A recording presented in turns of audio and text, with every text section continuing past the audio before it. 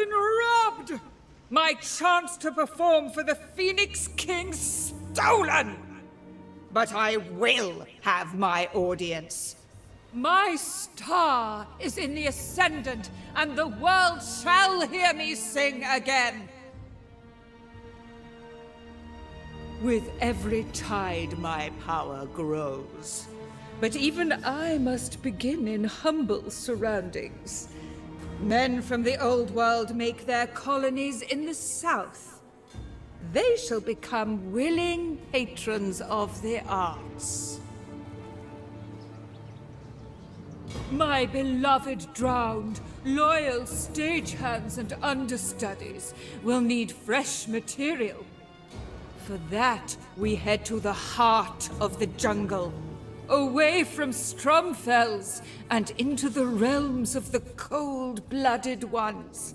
A difficult audience.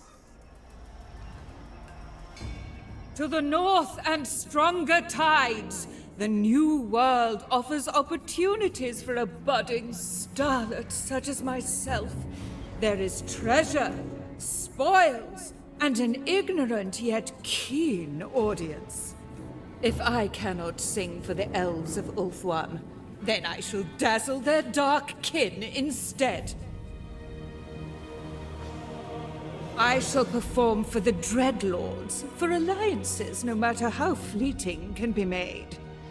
But if they do not applaud, I'll simply take their realms. This is all just a taster, a pre-show treat to the real performance, for I will dominate the beast. The Merworm will be my prop to see Ulthuan's doom. Then I will sing to the elves and see King Finnabar drown!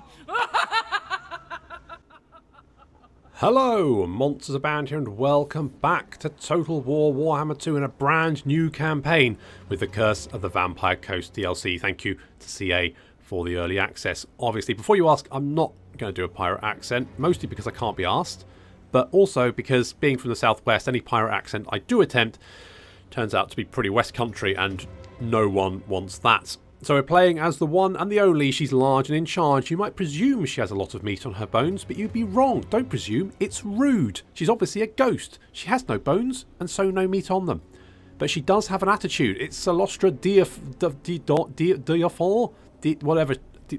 I think it is, as she pronounces it. She was the greatest singer in Bretonnia and was sent on a voyage to sing for the High Elven King when tragedy struck, and it turned out she was going to be late because of a storm in the path of the ship. The captain advised sailing around it, but infuriated, Cylostra chucked the captain overboard and told the crew to sail into the storm because she'd rather be dead than late.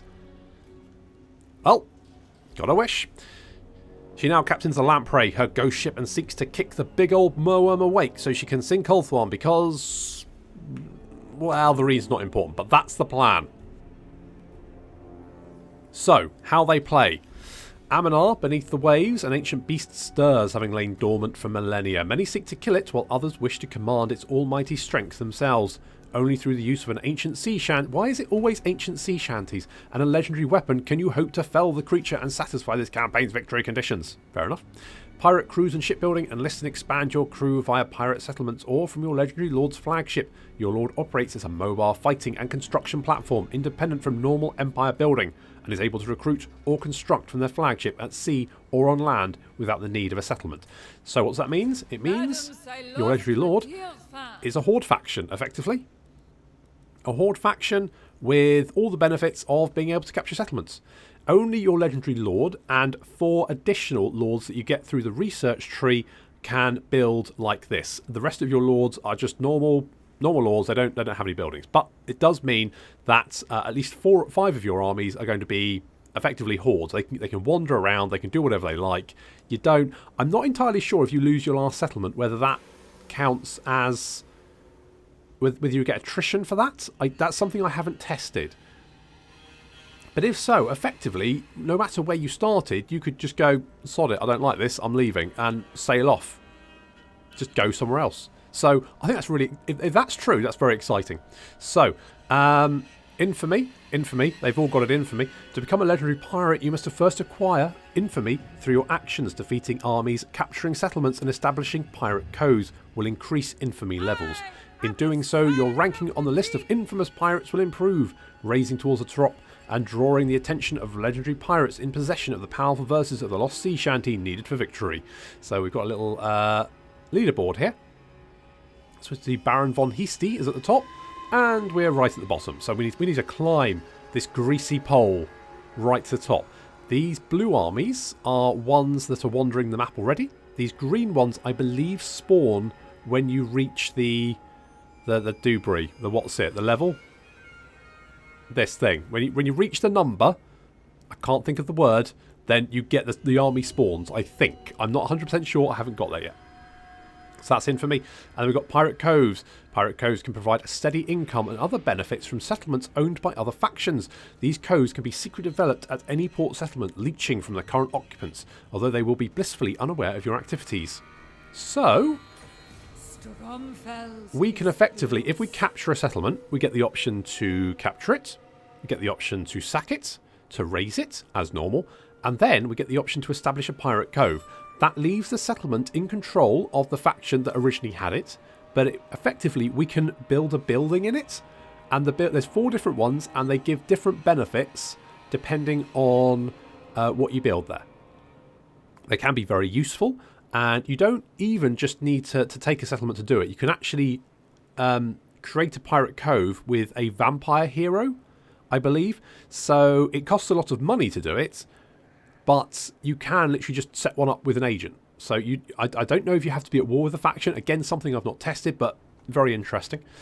So we've got some quests. Thank you, Cylostra. You can go now. So we've got some quests. We've got Symbols, who is our freaky stuffed undead monkey, who apparently he's very demanding. That's what I've decided. So he wants us to capture and occupy a settlement belonging to the following factions. Skeggy, Mistress, the Northmen to the south have left their settlement wide open for you to capture. You should punish these foolish men for underestimating your power, my lady. Okay. Alright, we'll do that. And we've got Riddle of the Mapmaker. Find the hidden treasure by solving the treasure map's riddle using Dig for treasure with your army or hero. So, treasure. So we've got a treasure map here. And I think this gives you the general area of whereabouts the treasure is located. And it gives you the clue. Following the verse does not make you a pawn. Simply look south to the highest point of dawn. So we can see the ziggurat of dawn here. Ziggurats are generally quite tall, and it's of dawn. So effectively, if you move your army over here, we have another army stance called Dig, which effectively digs, and you can then get the treasure. And then complete that. Now, your hero can also dig, and obviously leaving your army in dig mode uses all its movement. So I don't know what the benefit of leaving your army to dig. Apparently it says that you can get more treasure maps by leaving your armies in dig mode. I've not yet found another one, so I don't quite know whether I've just been really unlucky or whether there's something not quite right there. So that's a thing. Talking of agents, we have because Cylostra is obviously a Bretonnian, we have a damned paladin.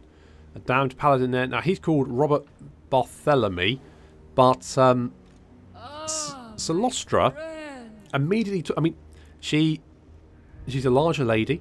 She has a very high opinion of herself. She mispronounces her surname. There's only one other character I can think that does that, and that's Hyacinth Bouquet. So we're going to rename Robert over here to Richard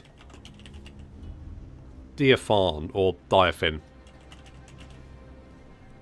And that's now going to be Cylostra's long-suffering, anything for a quiet life husband. So we'll get rid of that. And now we've got Search for the Vengeance. Can we move him into... Defender of the weak, by the rail, never. Really? True Bretonnian. Why can't I move you? Maybe it feels like this. Anyway, the search for the wreck of the Vengeance is underway, and using the map we gained from the shop in Sartosa, we have set sail to the shallow seas of the Dragon's Spine. However, upon arrival, we have spotted a ship flying the flag of the sunken land Corsairs. What these pirates are doing at this very location is unknown. It is perhaps a coincidence, but regardless, they stand before us and the wreck of the Vengeance. And more importantly, the star metal harpoon sunk within her. So we need to go and defeat this army over here. It's around here. And we'll get a star metal harpoon required to achieve campaign victory, and also 7,000 monies. There it is. Good. Okay, can we move?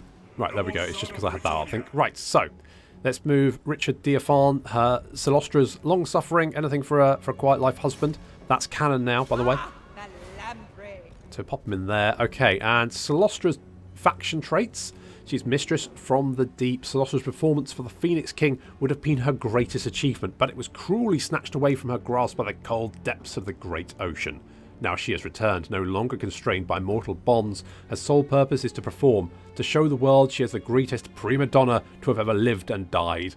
So she gives +2 loyalty for new recruits, and upkeep reduction and recruitment cost reduction for Siren and Mongol units. Talking of units... Fierce? That's... Yes, that's right. Cylostra starts off with a unit of Sirens. Now, these I've found are very tanky. This is a very tanky unit, and it's tanky for 2 reasons. One, it's got 80 physical resistance, because Cylostra's army effects give everyone magical attacks, and they also give everyone 5 physical resistance. So the Sirens have 80 physical resistance. They also have enthralling attacks, which reduces enemy melee attacks by 9. So that then makes them quite tanky. And I've had the Sirens basically hold my entire left flank. In one battle I had, they were basically tanking Temple Guard and 2 units of Saurus warriors by themselves for the entire battle, and just took it. They didn't kill many, but they tangled up 3 units for a long time. So obviously magical attacks will cut straight through them, but very, very tanky unit. Something that's very important considering the rest of your units are quite frail.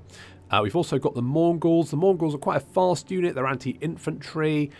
They're okay. I'm going to be honest. I'm not overly impressed with them, but I've probably been using them in the wrong place. So I'm going to try and use them a bit differently this time around. I played a few turns in just to get a feel for the campaign, and the Mongols didn't impress me. The Mongol is it Night Haunter? Is it just Mongol Haunter? Hero is super good. He is super great. But the Mongol unit itself hasn't impressed me, but that's fine. Then we've got the Carronade, so that's just a cannon, so we can shoot people with that. And then we've got some Zombles. We've got a Zomble Pirate Deckhand mob. This is your basic sort of melee infantry. And then we've got the Zomble Pirate Gunnery mob. This is a skirmishing unit that can fire on the move, but only in a forward arc, so quite good at flanking, moving around, getting sort of like pointing at an enemy's flank and just wailing away, just shooting them. So that's pretty good. Okay. So... next, we've got the offices. So these offices are a bit like the Empire mechanic, just like, 100 times better. So we've got Fleet Sailing Admiral. I'm just going to skim over these so you can all have a quick look at them. If you want to see it in more detail, you can pause it. Fleet Enforcement Admiral, Fleet Warrant Admiral, Fleet Gunnery Master, Fleet Beastmaster, Fleet Engineer, and Fleet Treasurer. So that's all them. We can pop them in once we've got Lords with the required rank and loyalty. We can pop them in there. And then tech. Lots of tech here. So we've got, this is, I believe, a sort of melee infantry and beasts, I think. Weapon strength, yeah. This is for, I guess this is infantry. Okay, this is infantry. Maybe this is beasts, and this is sort of gunpowder units. And then we've got these lords here, which, much like your legendary lord, will be able to build a ship. They have a flagship, and they can be basically a horde like you. You do need infamy to recruit them, and we do need the Admiral's Astrolab, which makes them immune to storm and reef attrition, which does sound quite... that does sound quite nice, but I think I'm going to go for command crew, just because if we have a look at the Zombles, their leadership is awful. Horrendous. It's appalling. So I feel like command crew and public... I've had a lot of problems with public order, so let's get command crews, Dominion over mortals. Then I'll maybe look at getting gunnery crews for missile damage. So I'll do that. And then, of course, because we're obviously an undead faction, we can raise the dead. And we've got the big boys here, the bloated corpses. These run towards the enemy. They want a hug. They then explode and kill everyone. And it's great. And I love my big boys. I've got a lot of big boy love going on. Do love those guys. Auto-resolve, though, is not kind to them, just FYI. So, let's head down. We need to take the Ziggurat of Dawn, or at least Symbols has a desire for us to do that, and God knows I want to try and keep that monkey happy, because I don't know what he's like when he's angry. I don't really want Grey Rock points, so I'm just going to trash this and get rid of it. Can we recruit anything here? Oh, look at this. We can get another big boy. Let's get 4 gunnery. Let's get 5 of them. Let's get 1 of them. Okay, I feel like I'm happy with that. That's completely filled our army. We could have built that, but never mind, that's fine. We'll sort that out later. First, though, we're going to get into our first fight of the campaign. It's got that new campaign battle smell. Oh, I love that smell. Obviously, we could also resolve this, but 1, it would kill our bloated corpses, and 2, I want to kill some marauders.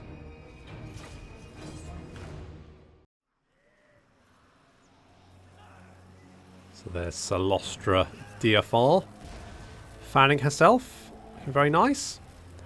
And we've got the Zombal Pirates. We can see the Norskins advancing. We're going to have a quick look at our units. So there's the Zombal Pirate deckhand mob. There's the bloated corpses. My lovely big boys. One of my lovely big boys is already running in for a hug. Lovely.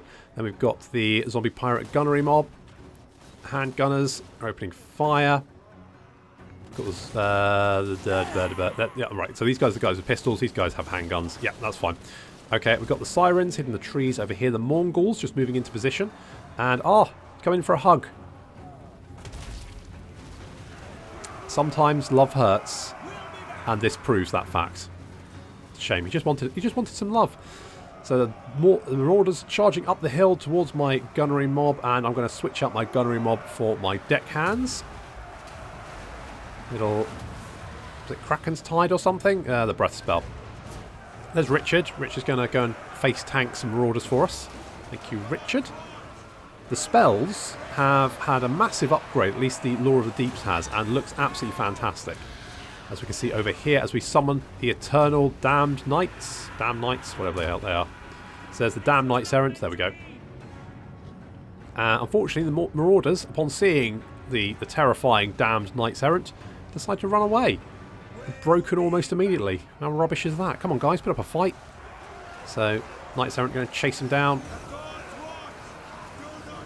Gunners opening fire, whittling them down. I mean, the more we can kill, although everyone's wiped out at the end of the battle, experience is useful, because I think that is actually going to help the gunners shoot better, and Zombies do not shoot straight.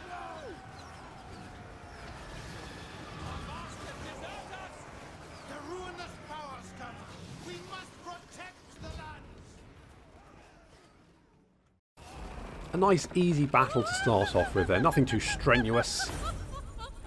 We lost a big boy because obviously he went in for a cuddle. But how did this one get 13 kills?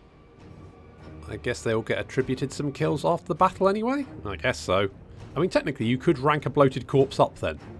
It would take a while, but you could get a 9 chevron bloated corpse. I'm not quite sure what benefit that would have, if any, but imagine being blown up by a 9 chevron bloated corpse would be a little bit more insulting than just a bog standard one. Anyway, so win there. Now, we could establish a pirate cove. We could sack, we could occupy, we could raise. I think we are going to get... I mean, okay, let's just occupy. Now, part of the problem I've noticed, particularly with Cylostra, is the fact that your starting province is jank. It's rubbish. You don't want it.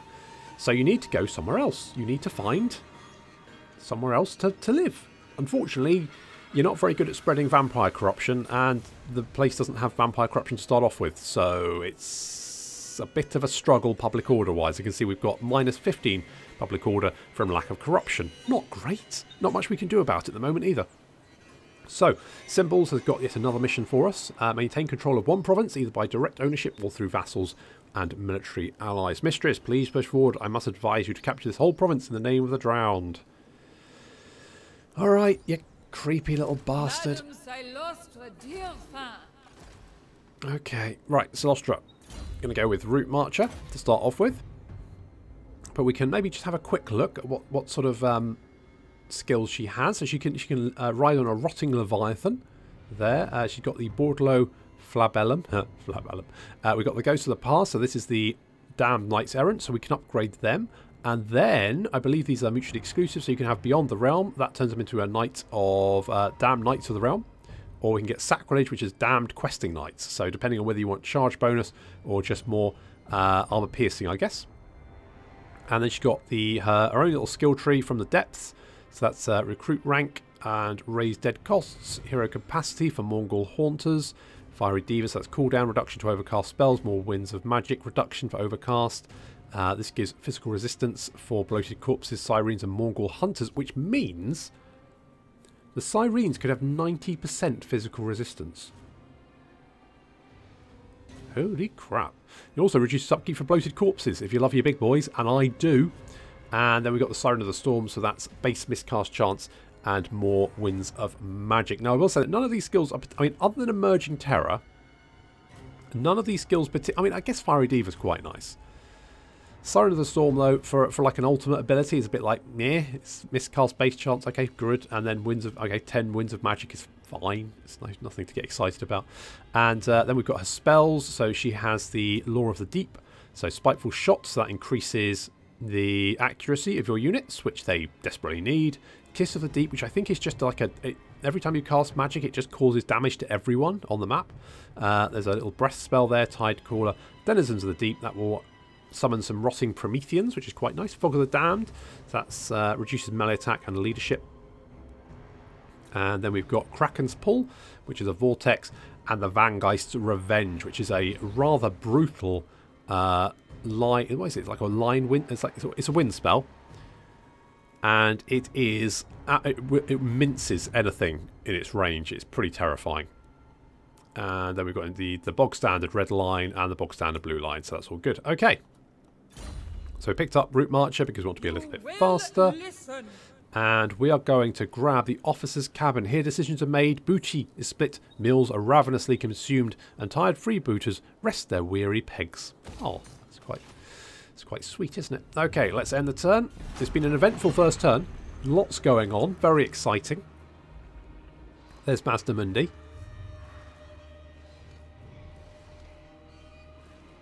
I suppose I should, before I forget, I really wish they'd remember this.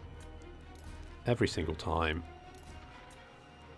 Boop, boop, boop, and my units, I want to be fast. And in fact, that's fine, we'll do that.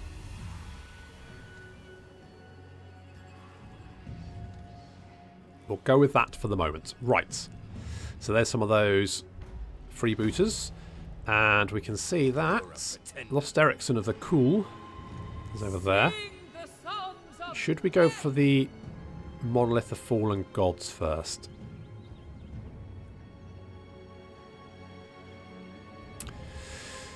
You know what? I think Skeggy's probably the... Let's get another big boy in. And we're going to head straight for Skeggy. Take that ASAP. There's Mazda Mundi. For the moment, he is not going to try and kill us. But how long that will last, I don't know.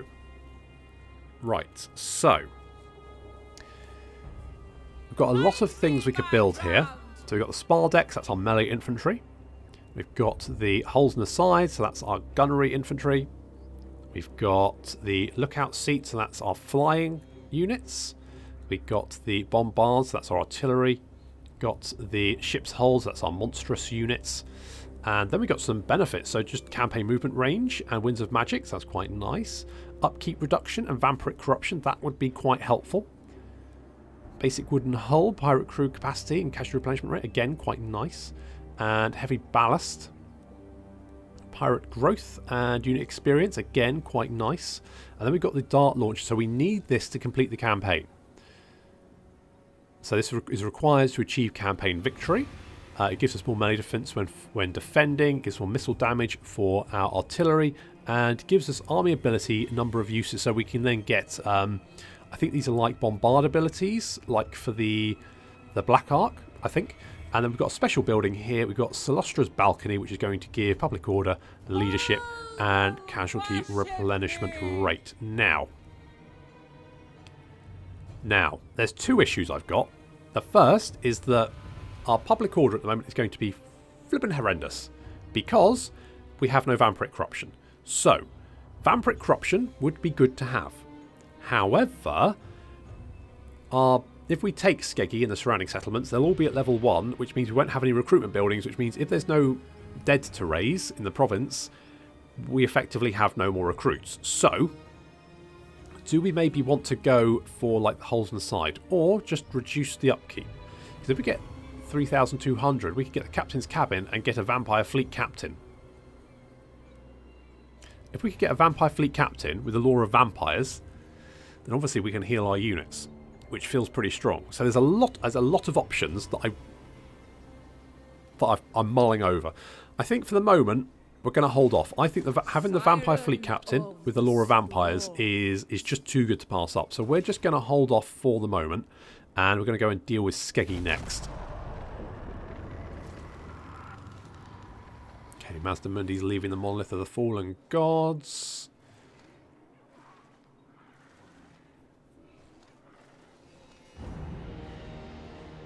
I should mention I'm playing this on very hard, very hard. Right, what have they got? No. Can't see. Is that a problem? Oh, I can't quite reach. Damn. Glide and see. I'm sure it'll be fine. Be fine? Be fine. It'll be fine. Public order here is appalling. That's going to slow it down by 4. God, that's not even worth it, is it? Right here. It's 10 a turn. That's slightly better. We do have some vampiric corruption here, although it is dropping. To be honest, having a province that's Marathi and her spreading her horrible cooties everywhere is probably not the best. That's why I feel like moving down here is the best option. But it does come with its own problems. One, Hexotl is Mazdamundi declares war on you. You have to fight Saurus warriors and screw those guys. And also, Hexotl has a big garrison and it's very tough for you to break through at the start of the campaign. So I feel like Cylostra's campaign start is very tricky, mostly because you need to find somewhere to set up shop. And I don't quite know if this is the best place, but it's certainly the place I've picked. So that's what we're going for. Okay, let's end the turn again and hope that Skeggy doesn't recruit 50 more units.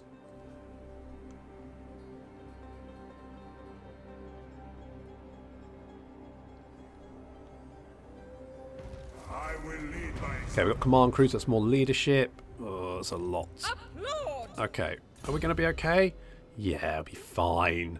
It'll be fine, don't worry. It'll be absolutely... Oh, Evanescence. Plus 20% ward save. That is going to make Richard really tank... Come on, Richard. Join me. Okay. Oh. Okay, they've got a lot of Marauder Horsemen. Marauder Horsemen do not trade well with missile infantry, so we should be okay there. If we can get our big boys to blow up their Marauder champions, all good. And then we just need to mop up their infantry. Easy peasy.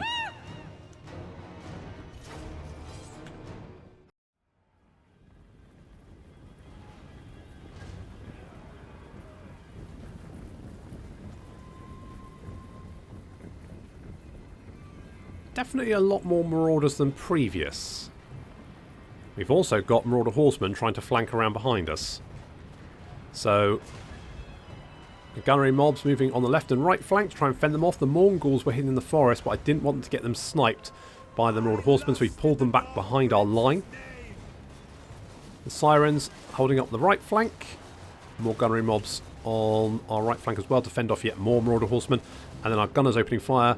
Big boy goes in for love, sort of doesn't, disappears, and then explodes. Yep, guess that's a bug. But here's another big boy. He just wants love. He just wants to be loved, Marauder champions. Love him. Love him to death. Give me a cuddle. Oh, God, I love those guys. Okay, so, pulling the handguns back. And our deckhands are fighting the Marauders. That's not a fight that's going to go very well for them, so we need to even the odds. What's left of the Marauder champions, having had their cuddle. are now fighting another deckhand mob, but we should be okay. Richard's going in to fight the Marauder Chieftain. Lost Ericsson is just running off. He's like, no. And we've got some knights spawning at the back here because I said they needed some help. And we've given them some help. The Mongols going to hit the front. And then our knights going to get a fantastic little rear charge. I mean, basically, you just create your own rear charge. You can just summon a unit to do a devastating rear charge, just like this. Lovely stuff. So those Marauders now caught between deckhands and damned knights errant and Mongols, and Cylostra's getting stuck in as well. That's nice. Meanwhile, handguns have been fending off the Marauder Horsemen. To be honest, the Marauder Horsemen probably have better luck if they actually, attacked, melee attacked. But I'm fine with that. We'll exchange fire because that's only going to go one way, our way. And the Sirens are, as I say, just a fantastic defensive unit. Doesn't help that the Horsemen seem to be skewering their own Marauders, but that's fine. They don't do too much damage. As you can see, they've only got 18 kills, but they just stand there, just take it. It's great. And Lost Ericsson is running away. He's only got 54 health left. Come on, Richard, get him. Oh, you stabbed him right in the back. Good job. That's him dead. And with their leader dead, the last of the Marauders going to start fleeing and running away. Our deckhands took quite a lot of damage, but they're zombies. No one cares about them.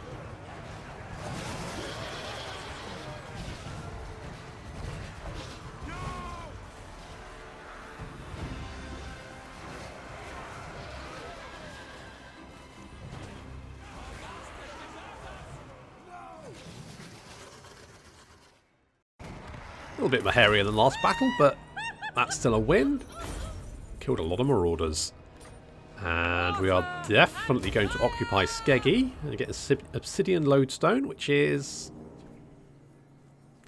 Well, you know what? Considering Cylostra already has, being ethereal, very high resistance, the fact that she can now resist magical attacks is actually quite nice. So, Oh, we've got the Curse of the Eternal Service. Tales of crew who serve under the undead pirate captain state that they were press gang to remain under the sway of their admiral, not just for decades, but forever. It is best then to embrace such fortune, for fate is rarely kind to deserters. Ooh. In fact, let's have a quick look at the rights. So we've got the Curse of Eternal Service. So that's going to give increased loyalty. Loyalty will not decline. And Public Order +5. We've got the Queen Bess, so this is a unique unit, and it's a big old cannon, and I cannot wait to get that, but that's going to be once we faction leader reaches level 12. Curse of the Midnight Sea Mist, so that monsters Vanguard deploy. All regions have attrition-causing mist, and we're immune to it. And then the Curse of Bountiful Treasure gives treasury plus 500 for every building owned from the buried treasure chain. Okay. So that is, if we have a quick look at Skeggy and what we can build here. So we've got this chain here, the Plunder Pile, which at max rank increases treasury generated from the Curse of Bountiful Treasure right, increases income generated and income from buildings or regions of this province, plus income from ports. So quite a nice building chain to build if you have a lot of ports, and this region certainly does have a lot of ports. We need Swamp Town and Port Reaver though, which are currently under the gentle machinations of Philip Billings. Now, me and Phil have previous, and I hate his stupid bearded face, so he's next for the chop, basically. Unfortunately, that's going to have to wait until next time. So thank you very much for watching, and I'll see you in my next episode.